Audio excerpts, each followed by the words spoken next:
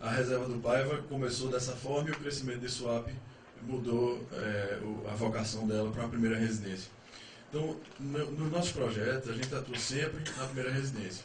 Com a diferença desses outros exemplos que eu citei, que nós não somos os incorporadores do começo ao fim, nós somos os master developers do processo e a gente atrai as empresas para desenvolver lá. Então, o primeiro passo foi atrair loteadores. Hoje nós temos 5 loteamentos, né, contratados, 3 com a Alphaville e 2 com a Cipasa, em andamento. O primeiro já lançado foi esse de Camaçari da Bahia, que foi o Verana. O segundo vai ser lançado esse ano ainda, depois da Copa, naquela janela de oportunidade aí que ninguém sabe ainda como vai se comportar entre Copa e eleição, que vai ficar em Suape, na região de Suape, vizinho à reserva do Paiva. E na sequência a gente tem os demais.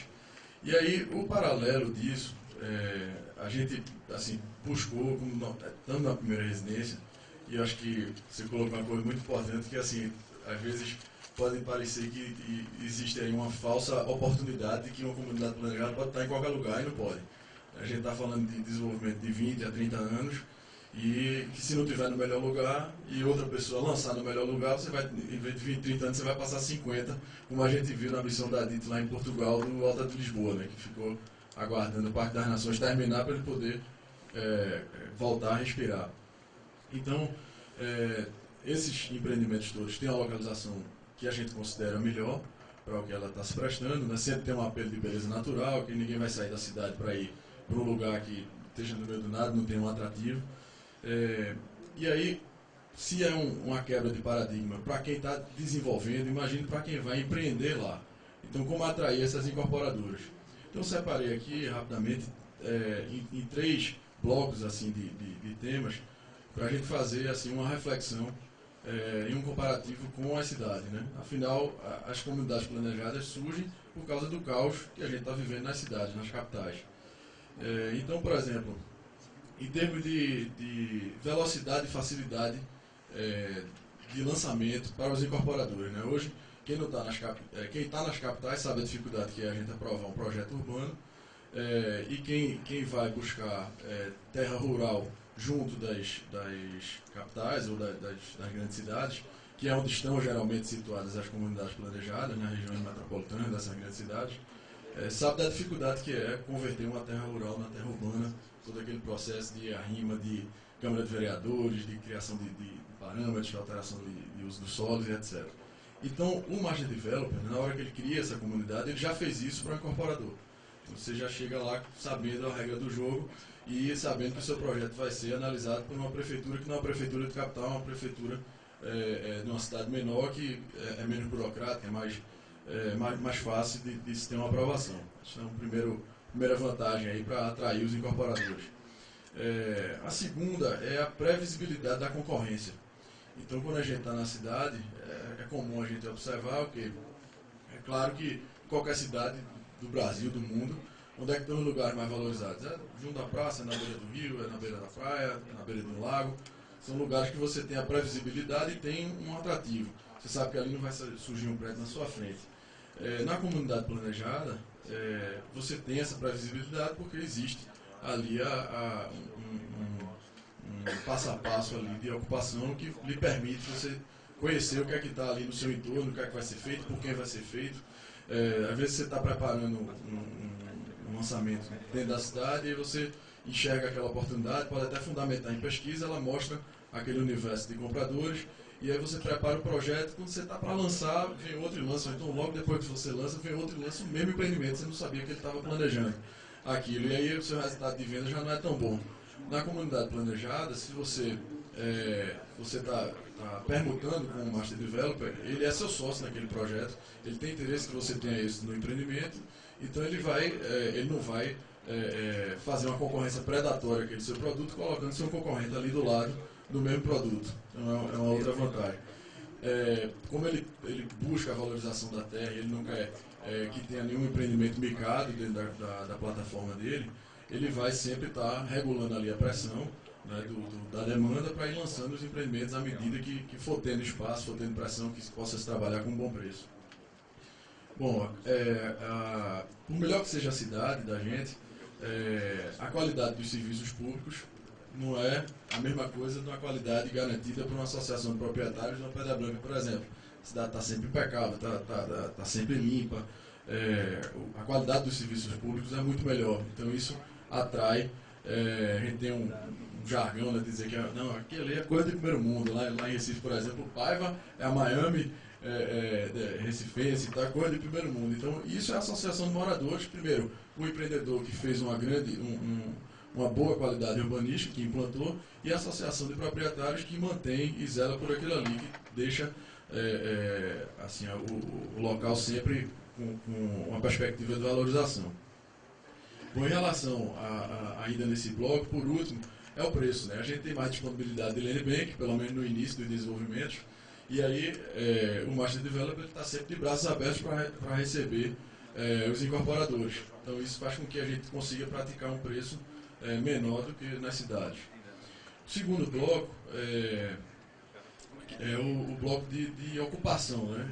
O professor aí deu uma aula para a gente em relação à implantação desses produtos. Então, na comunidade planejada, a gente tem condições de prever, como eu falei aqui, à vista, né? A gente tem mais espaço, e aí, quando a gente tem mais espaço, a gente abre possibilidades que na cidade a gente não tem condições de fazer, como o exemplo dos usos mistos, né? Que isso tem que ser uma coisa que funciona em bloco. A gente vê a rua compartilhada aí do Pedra Branca, você não consegue comprar um terreno dentro da cidade e querer fazer isso de uma forma isolada. Até tem um empreendimento misto e tal, mas não é a mesma coisa. Você não proporciona a vigilância social, de você ter aquela questão do walkability, né? Que você, na comunidade planejada, você incentiva as pessoas, você tem as centralidades distribuídas numa distância razoável para a pessoa andar a pé. Então isso proporciona a vigilância social, a convivência entre as pessoas, e aí ativa o comércio, torna a vida mais saudável, mais agradável. E aí esses espaços, além da vista, do silêncio, né, que na cidade nem sempre a gente tem, a ventilação, ele proporciona assim, ele viabiliza, na verdade, áreas de lazer maiores.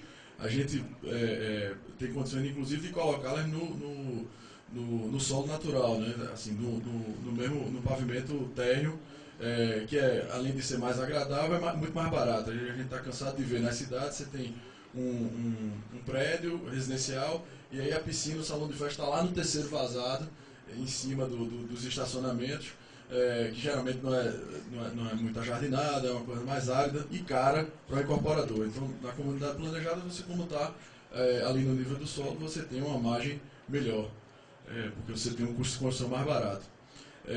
Esse espaço tem um outro produto também interessante, que são os apartamentos jardim. Para quem já viu, são aqueles apartamentos no térreo, que lá na Reserva do Paiva, por exemplo, que é nosso vizinho, esse empreendimento lá, que a gente vai lançar após a Copa lá com a Carol Galvão, os apartamentos foram os primeiros a serem vendidos, e aí funcionam como casas, só que estão no térreo do prédio, tem uma piscina própria, apesar de ter a piscina do próprio condomínio. Então isso dentro da cidade também é difícil a gente encontrar, particularmente nunca vi. Bom, a qualidade urbanística, né, que está associada aí a esse último bloco, que é o argumento de venda que você tem na hora que você está vendendo, propondo uma incorporação dentro da comunidade planejada versus a cidade. A gente tem aí inúmeros casos, né, quando a gente vai ver um empreendimento, tem aquele apartamento ali de 2 quartos, de 3 quartos, que a agência só muda o nome do empreendimento, que é o quê? É perto de tudo, perto da escola, perto do supermercado, perto do shopping, às vezes nem é tão perto, mas esse basicamente é o argumento que se tem. E na comunidade planejada, a sua incorporação, você vai ter uma gama de argumentos de venda que a Pedra Branca vende muito bem num pacote do bairro e do empreendimento como um todo. Você vai poder vender na incorporação o sonho de você ter a segurança pela vigilância social, o convívio com as pessoas e todas essas vantagens que isso atrai. Então isso é um apelo de marketing que tira o seu empreendimento do comum, que é a campanha tradicional aí que a gente está acostumado dentro da cidade. Então, basicamente era isso. Eu acho que vou passar aí para a Lúcia começar as perguntas.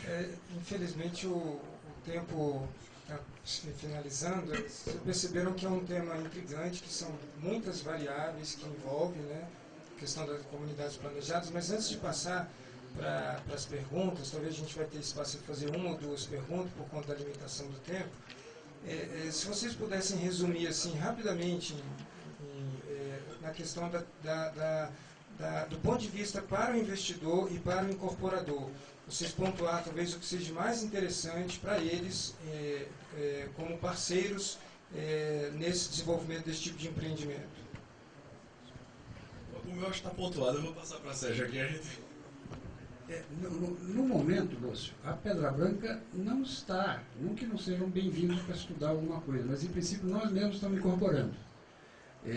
Está planejado o que manda? A demanda. Quer dizer, as características do que é bom para o empreendedor, sejamos nós ou quem for fazer.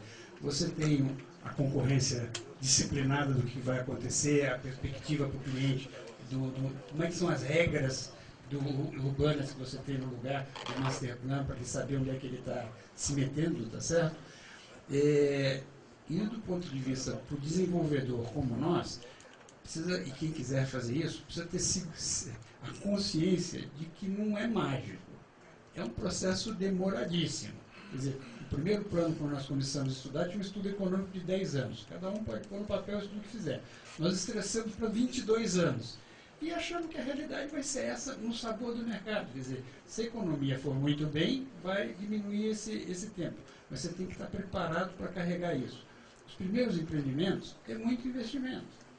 Porque você tem que meio que vender ao preço de apartamentos comuns, em ambientes comuns ou mais agressivos, aquilo que é diferenciado, que embarca itens de sustentabilidade na infraestrutura, no bairro, na construção do prédio, no apartamento. Quer dizer, tem que ter uma disposição de entender isso. Então, o painel anterior que fala dos fundos, é difícil falar com o investidor e com o fundo. Se você não tiver espírito empreendedor e comprar essa ideia que a médio e longo prazo é fantástico, porque você fez um celeiro de terrenos que você vai... Cada lançamento que a gente faz, você conhece mais um degrau da psicologia do teu comprador, das necessidades, você vai desenhar o próximo de uma forma que você vai minimizando os teus riscos e vai aprendendo a como fazer melhor e vai construindo um preço. Então esse processo é só ter essa consciência que não é mágico nem rápido. Ok, Nilson, quer mais um comentário? Bem, eu creio que o aspecto fundamental é a disciplina e a capacidade de gestão. Isto é, quem se envolve ou tem no seu portfólio um projeto dessa natureza tem que ter uma visão de longo prazo muito bem definida e um profissionalismo muito elevado no tema da estruturação financeira. Isto é, trata-se de uma plataforma de negócios. Eu gosto muito da ideia de que nós temos, por exemplo, 63,5 milhões de metros quadrados em um negócio em que o meu primeiro negócio vai usar 2 milhões de metros quadrados. E nós estamos trabalhando firme para que ele seja um sucesso. Isto é, a capacidade de alavancagem, de apreciação, de valorização do ativo da companhia no tempo, ele é brilhante. Agora, também tem que ser brilhante a questão da geração de fluxo de caixa de curto prazo, e para isso é preciso estar muito atento, tem que se escolher realmente as companhias que tenham uma estrutura de gestão, de governança, e o que eu considero que a nossa, ela tem, né, e a disciplina e o preparo dos seus investidores para, diferentemente ou mais na linha do que tem em Pedra Branca, o nosso plano é um plano de 50 anos, com entradas de fluxo de 6 em 6 anos. Então é isso aí que a gente trabalha. Claro que não é isso que mantém a companhia no nível de velocidade que ela precisa. Existem outros produtos e outros negócios que nós temos e tem que estar atrelados. Okay. Obrigado, Nilson.